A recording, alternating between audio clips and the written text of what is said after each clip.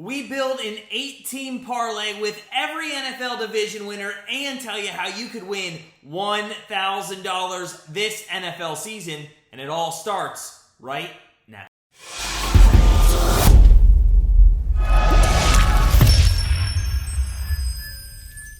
What's going on, everyone? It's Matt from Grandstand Bettors, and it's part 5 of our 8-part series where we build a parlay with every NFL division winner in the 22-23 season. And make sure you stick around to the end of the video where we tell you how you could win $1,000 in just 10 minutes this NFL season. So make sure you hit the subscribe button so you don't miss any of our videos, and smash that like button because it is time to talk about the NFC East. And since 2012, this has been one of the most evenly split divisions in the NFL when it comes to division winners, with the exception of who we're going to pick at last place. Yes, the New York Giants. Last time the Giants won the NFC East was in 2011, and that year they eventually did go on and beat the Patriots for the second time in the Super Bowl. However, since then, they have only made the playoffs once,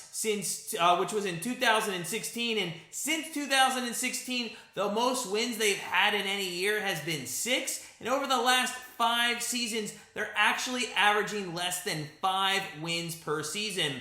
Now, just based on those stats, we would be inclined to take them at 4th in a division this season, but there's more to it than just that. Quarterback Daniel Jones has shown glimpses of being a good quarterback in the NFL, but overall, he has not gotten this organization very far. This is even with the Giants bringing in guys like Kenny Golladay, Evan Ingram, Kyle Rudolph to try to give him options down the field. And with an average wide receiver core this season, it could be another tough one for him and his team offensively, especially if Saquon Barkley does not stay healthy, which he has had trouble doing the past 2 seasons. Now, the bigger issues on this team last year, though, was the offensive line and the defense. We think a lot of their success, the Giants, this season is going to depend on that line. They did a lot of work rebuilding this unit in the offseason and through the draft. And if they give Jones more time in the pocket than what he was used to so far in the NFL, we could see maybe an uptick in a true potential from Daniel Jones this season. Their defense, though, also needs to get better. They were 21st overall last season and very bad at gathering pressure up front or generating pressure up front. They did not bring in any notable free agents in the offseason, so we do think that depth is going to be a factor for them for sure this season as it goes on, and that's a big reason why we have the Giants coming in last place in the NFC East.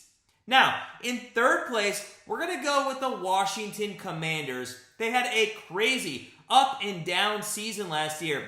They won 4, they lost 4, they won 4. Now that crazy season, it can be contributed for a couple of reasons here. First was their quarterback situation. After an impressive game in the 2020 wildcard round, Washington fans were ecstatic about Heineke, but his lack of experience and decision-making came out, and that's why they added Carson Wentz this offseason. With wide receivers Terry McLaurin, Curtis Samuel, and rookie Dotson, a true solid running back duo as well. This offense on paper looks very good. One that defenses might be actually overlooking this year. Defensively, though, the Commanders, they're also poised to have a comeback season with the return of star edge rusher Chase Young. In addition to his injury last season, their secondary sustained a ton of injuries, which resulted in them ranking 29th in the league in pass defense. Now, with these guys healthy again and some extra depth they added in the offseason, the secondary should improve this season, and they should return to a level of play that they were in 2020, where they were actually ranked 2nd in the league, only giving up 191 passing yards per game. Now, we wouldn't be surprised if they end up actually ahead of the Cowboys in this division, but we are going to play it safe and put them here 3rd in the NFC East. Now, speaking of those Cowboys, we have them in 2nd place, and to us, it's breaking news because honestly, we had them winning the division But there have been a slew of injuries in the preseason, and after Smith's injury news came out today, we're going to put the Cowboys here at second in the NFC East. They by far, though, have the best quarterback in the division, and with Barkley not very dependable with his injuries anymore, they probably have the best running back in the division as well. When you throw guys in like CeeDee Lamb, Michael Gallup, and now James Washington, they have a very good offense, which put up a league's best 31.2 points per game last season. Besides losing Amari Cooper, this offense should put up similar numbers to last season, which not many defenses could figure out. On the defensive side of the ball, though, the Cowboys struggled to defend against the pass. Trayvon Diggs helped them out by tallying 11 interceptions last season. That guy was blown by so many times and gave up a ton of yardage. I'm not sure that outweighed all the interceptions he got. With Dan Quinn entering his second season as their defensive coordinator, they should have no problem improving a little bit from last season, especially behind their new star, Micah Parsons. And at the end of the day, that is what we're focusing on, the fact that the Cowboys have the second easiest schedule in the NFL and should be a little more improved on the defensive side of things. Now, the Commanders, they might have a good season and give the Cowboys a run for their money, but the Cowboys are just a better team in our opinion, even with Tyron Smith out this season for the most part. Now, that shut up since we didn't go with the Cowboys to win the division. The Philadelphia Eagles, in our opinion, is now going to win the NFC East. And after finishing last season winning 6 out of their last 8 games, the Eagles snuck into the playoffs but were thrashed by the Buccaneers 31-15. If you watch that game, the Eagles' issues could have not been more apparent. First and foremost was their passing attack. They only averaged 200 passing yards per game last season, and the teams that had no problem beating the Eagles last year were all teams with good run defenses and quick linebackers. To try and help this, the Eagles did sign A.J. Brown, and Devontae Smith is now paired with that guy with tight end Dallas Cowboys. I'll tell you right now, it's a good offense wide receiving core that they have now on their team. Now, with a threat like Brown downfield, it should loosen up defenses just a bit more for their rushing attack behind a very solid offensive line.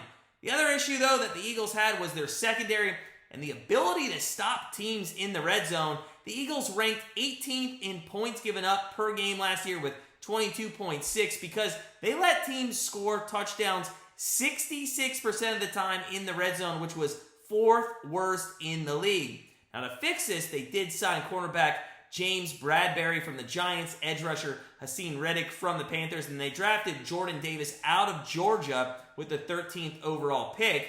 And with returning players like Darius Slay and Fletcher Cox, they should have a solid secondary this season and generate a little bit more pass rush to help mitigate the touchdowns they give up in the red zone and be a little more prepared to face playoff-level offenses like Tampa Bay. So, we are going to take the Philadelphia Eagles to win the NFC East at plus 155. And if you're keeping track at home, that gives us 5 of our 8 divisional winners in our parlay. We now have the Bills, the Ravens, the Colts, the Chargers, and now the Eagles, which would make that 5-team parlay plus 5,385. So about 53-1 on the parlay at this moment. Now, listen, part 6, it's going to be coming out here in just a couple days. Make sure, again, you hit the subscribe button so you don't miss out on our massive parlay, which will end with part 8 and over 250-1 odd parlay we're giving out.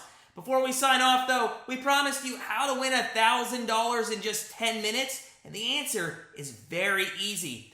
Go to grandstandbetters.com, sign up for our free, let me repeat it, free NFL betting contest. Take 30 seconds each week. You just pick 5 games against the spread. If you're atop that leaderboard at the end of week 18, we're going to be sending you $1,000 of cash. It is as simple as that. The link is in the description. Go do that now because all registrations freeze out, close.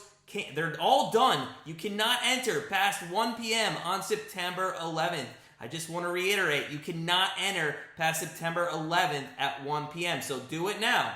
As always, though, in the meantime, sit back, relax, enjoy some more preseason games this weekend because we are only 17 days away from the start of the NFL season.